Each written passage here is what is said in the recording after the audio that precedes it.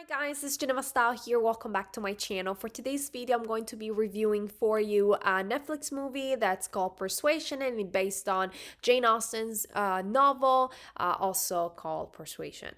And I have to say, I already expressed some thoughts on the movie maybe a month before it came out on my commentary page, like a discussion page. I did post a comment and express some concerns based off the trailer. The trailer, I have to say, the good thing about the trailer, it did not hide the nature of the movie and the content of the movie and where they were going with it. Thank goodness, because I would have been in a state of shock while watching the movie. But since the trailer did not hide anything, did not hold back, and really did not lie on where they were going and the type of interpretation of the novel, I already knew what was coming, and I was not in a state of shock. I was surprised by the trailer. That I was absolutely in shock by watching the trailer, but of course, going to the movie, I was prepared. I knew what to expect, and I knew that I was going to be criticizing it. I did not like the movie at all.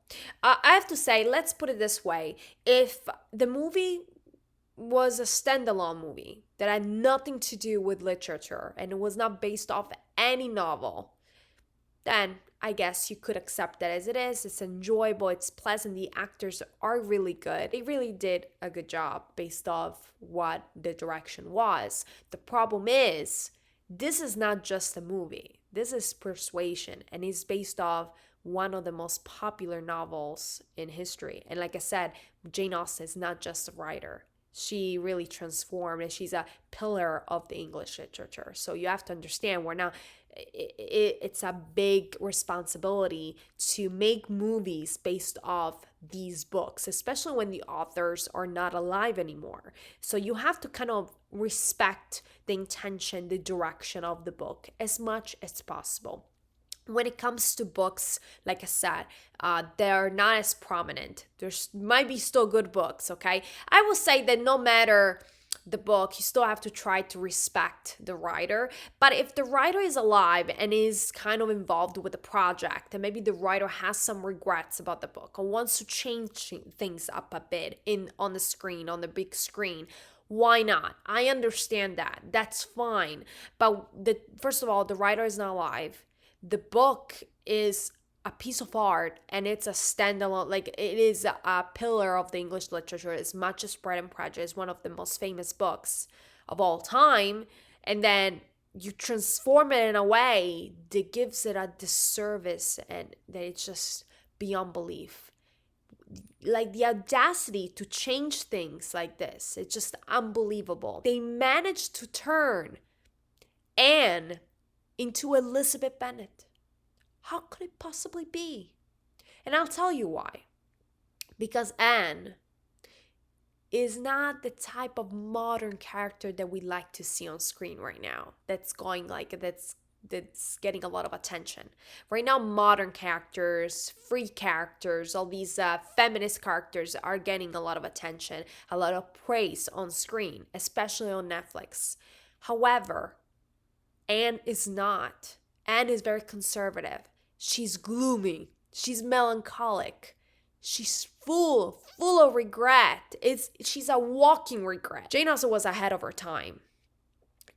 Elizabeth was ahead of her time. And in a sense, they wanted to sacrifice the mentality of that era and Anne's character in order to introduce something more modern and more relatable. Because Anne, honestly, is not very relatable to the younger audiences. It's a very heavy subject. Persuasion is a heavy book. It's sad, it's melancholic, it's, like I said, it's gloomy. It's not Pride and Prejudice. If you watch the movie of Pride and Prejudice, both this show, the series, and actually the series, I didn't even watch the entire thing. I have to watch it, but so I'll take it for example, the book. It gives a very joyful, very light vibe, right? That's not it. That's not Persuasion. That's not what we're here for. That's not what we're talking about. They completely butchered the book and the mood of the book.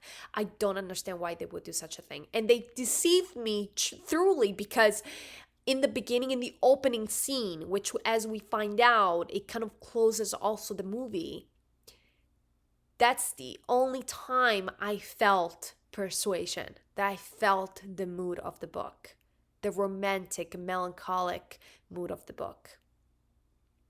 And it wasn't there after all. That was just a glimpse of that mood. And then it was gone. It was gone. It was completely gone and was gone. It was terrifying. It was tragic to see this, to see how they could butcher a book. I'm so mad. They had so much potential. They had the characters, they had a strong storyline, okay? And they had material, good material. I don't understand why they would do such a thing. I think because they just wanted to appeal to the feminists. They wanted to appeal to the younger audiences. Why? Why stop trying to please people's expectations? Try to be honoring what the material is, like as it is. I don't understand. It was perfect. The material is perfect as is. You don't have to transform it. I just don't understand. Anyway, I'm sorry that I'm doing this. Is more like a rant, not like it's like a rant review slash a rant.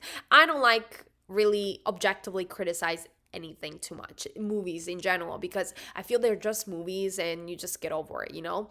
But I feel I'm very protected over Persuasion. That book is one of my favorite books, if not my favorite, and it's just very, very, it felt dishonest, you know? It felt dishonest. It just, I don't understand why they would do such a thing. Like I said, they had the actors, they had the material, they have the technology to create a moody climate. Like they had everything. I don't understand why they had to go this way. It was another Pride and Prejudice in a sense. Like it's not it. Like there's separate storylines, different books, different age. We're talking about two different people. Elizabeth is not Anne. Anne is older, is mature, is conservative. She's not as lifeful as, you know, she's perfect. She's supposed to be perfect. Elizabeth wasn't. Anne is the representation of perfection in the eyes of the audience.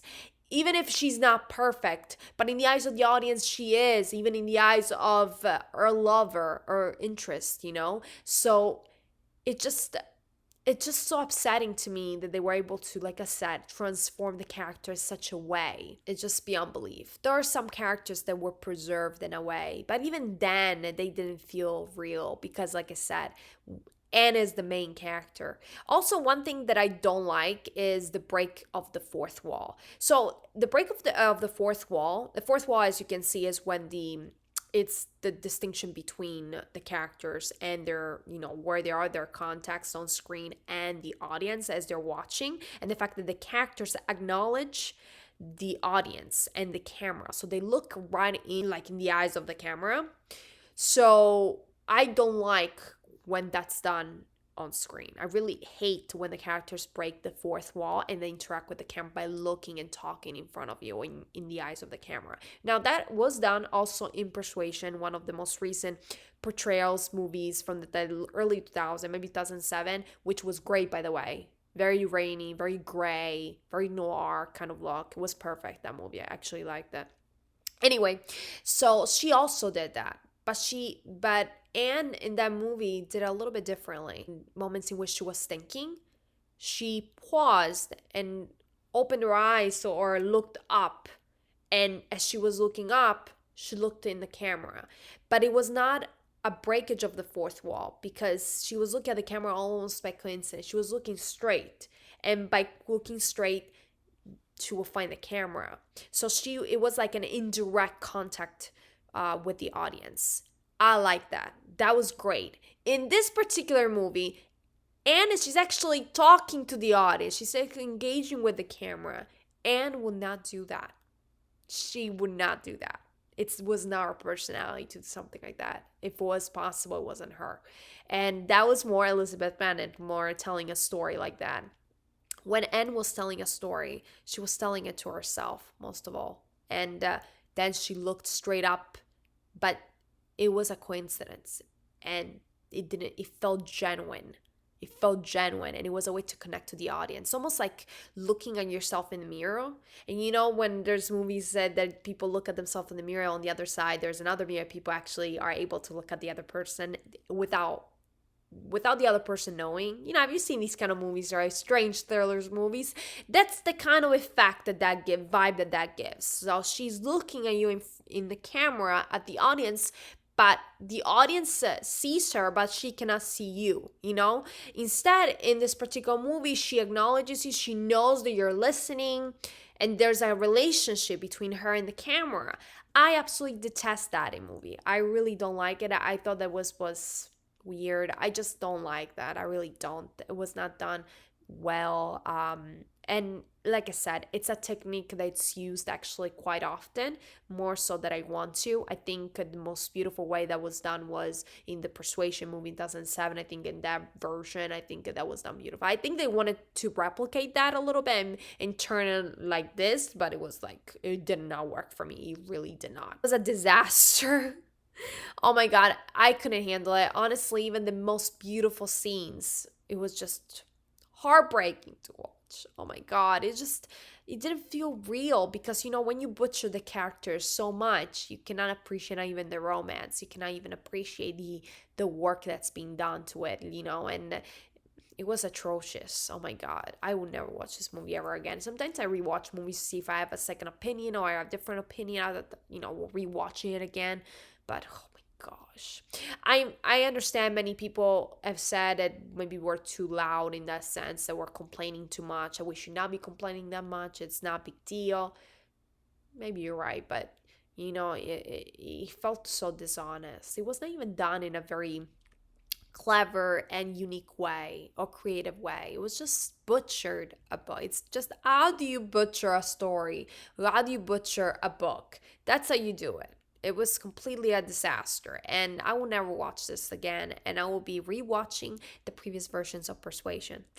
That's what I'm gonna do. Guys, let me know in the comment section what you guys thought of the movie. Have you watched this? Are you going to watch it? It's kind of late in the game. I'm sure you watched it. If you're a fan of Jane Austen, I'm sure you watched it. And honestly, if you're a true fan of Jane Austen, I'm 100% confident, and I'll say it with the most arrogance possible, I'm sure you didn't like it. If you truly love Jane Austen and the work that Jane Austen is in, the work of art that is Persuasion, I'm sure that you did not like this, that you did not accept that as a good adaptation, because it completely is not. It's a different movie. I was watching a different movie. Yeah, there was storyline points that matched, but besides that, even the latest scene that we see that that I appreciate the most was when he actually surprised her with the house that she loved the most. She loved that house. And when they got married, they kind of returned back to that house. It's a present, as a gift. And yeah, that was missing. Yeah, yeah. I mean, I don't even remember. You know what? I'm trying to kind of like erase everything from this movie. Anyway, like I said, let me know in the comment section what you guys thought of the movie. And I'll see you guys next time. Bye.